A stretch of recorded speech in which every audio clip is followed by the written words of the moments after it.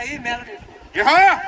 કદાચ 80 વર્ષ થયા હોય તો તોય પણ માલ વળન ખોટું લાગે માં માં આમ જેથી નો થાય તેથી જાહેર